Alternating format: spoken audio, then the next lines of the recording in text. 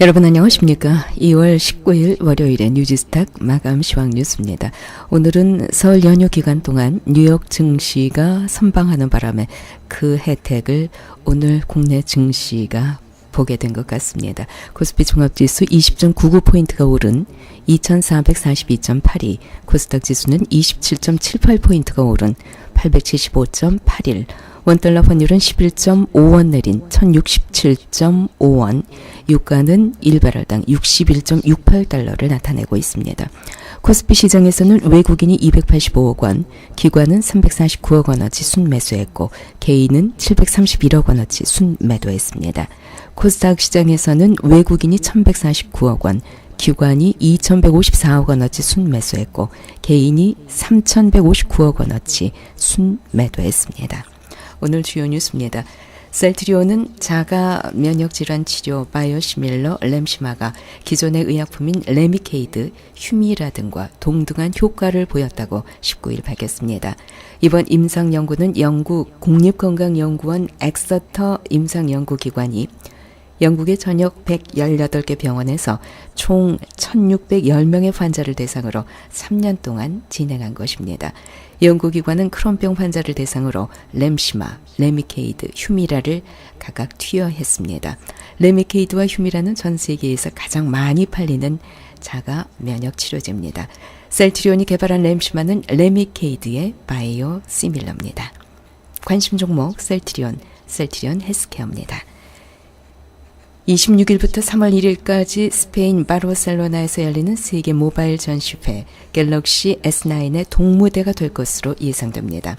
주요 경쟁사들의 경쟁작 부재와 2년마다 돌아오는 갤럭시 S 홀수지 교체 주기가 의외의 변수가 될 수 있을 것으로 보입니다. 관심 종목 삼성전기, 자화전자, 캠시스 등입니다. 2021년까지 낸드 플래시 메모리 가격이 하락할 것이라는 전망이 나왔습니다. 그러나 낸드 플래시 수요가 계속되면서 전체 시장 매출은 슈퍼 호황기 수준을 유지할 것으로 예상되고 있습니다. 가격이 하락할 것이란 우려는 삼성전자, SK하이닉스를 비롯한 주요 반도체 업체들이 낸드 플래시 생산 라인을 확장하면서 최근 계속됐던 공급 부족 상황이 해소될 것이라는 관측에 따른 것입니다.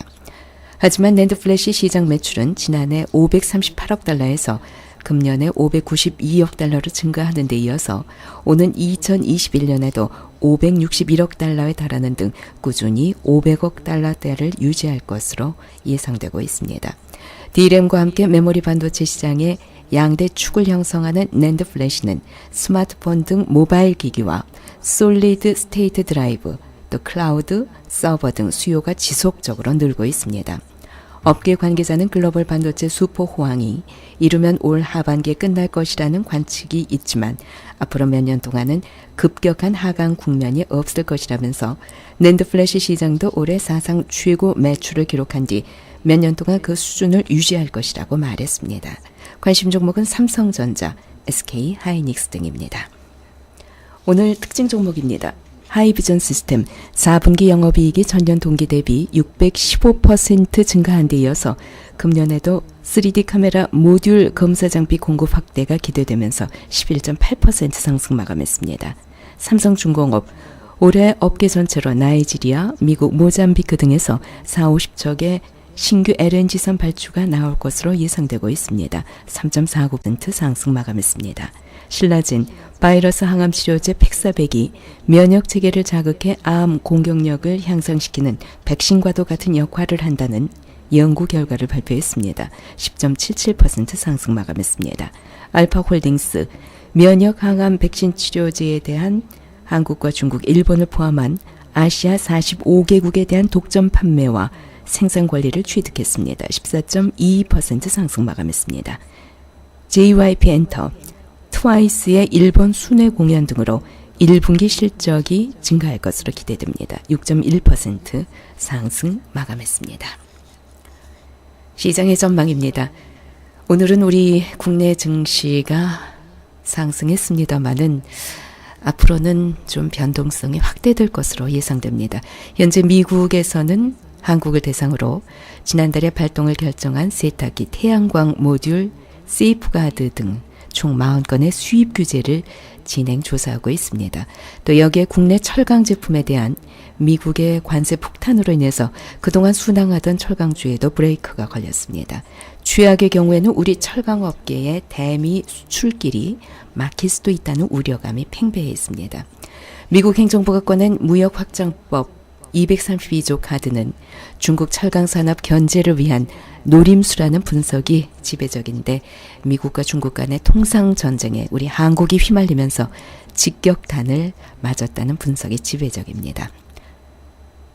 설 연휴 이후에 오늘 우리 국내 증시 그동안의 낙폭을 만회하면서 글로벌 주가 상승을 반영하기는 했습니다마는 미국발 플래시 크래시, 즉 급작스러운 주가 하락 이후에 지켜봐야 될 변수로 금리와 물가와 유가 이 세 가지 꼽히고 있습니다. 최근 증시 하락을 불러왔던 국채금리 상승은 여전히 지속되고 있는 상황이고요. 지난 2주간 주식시장이 높은 변동성을 겪으면서 올해 미국 연방준비제도의 금리 인상 전망치도 약간 하향 조정되기도 했습니다. 3월 금리 인상 확률이 2주 전에 94.5%였는데 89.7%로 연간 금리 인상 횟수가 약간 낮아졌죠. 그러니까 금리의 단기 되돌림, 금리 하락이 나타날 수도 있다. 이런 가능성도 있을 것으로 분석이 되고 있다는 얘기입니다.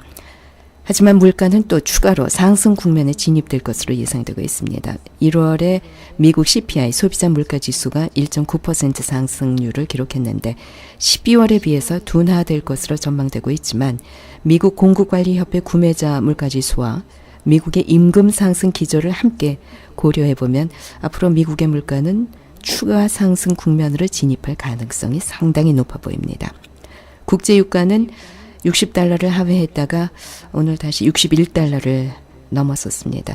하지만 언제 또 60달러 아래로 하락할지 모르니까 또 지켜봐야 되겠죠. 여기에다 러시아 스캔들을 수사 중인 로버트 뮬러 특검이 2016년 대선 개입 혐의로 러시아인들을 무더기로 기소했다는 소식이 전해졌습니다. 정치적 불확실성이 또 확대되고 있습니다. 우리 주식시장은 미국이나 중국의 영향을 상당히 많이 받고 있습니다.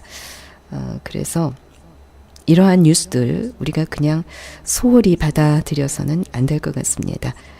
19일 미국이 프레지던트 데이이기 때문에 휴장하게 됩니다.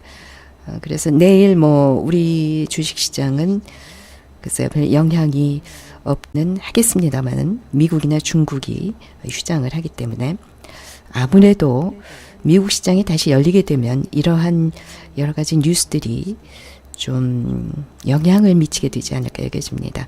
그래서 3월 FOMC 이전까지는 변동성이 좀 확대되지 않을까 이런 예측을 해볼 수 있는데 주식시장의 변동성이 확대되면 좋게 얘기하면 기회와 리스크가 공존한다 이렇게 볼 수도 있겠습니다만은 한편으로는 크게 오를 수도 있고 또 한편으로는 갑자기 하락할 수도 있습니다. 하지만 우리가 눈여겨볼 것은 변동성이 상당히 커진 상황에서는 모든 것이 예측 불가 상황에 들어간다는 점이죠. 그러니까 제가 볼 때는 그렇습니다. 분산 투자하시고요. 위험 노출도를 좀 줄여나가는 것이 좋지 않을까 여겨집니다. 2월 19일 월요일에 뉴지스탁 마감 시황 뉴스였습니다.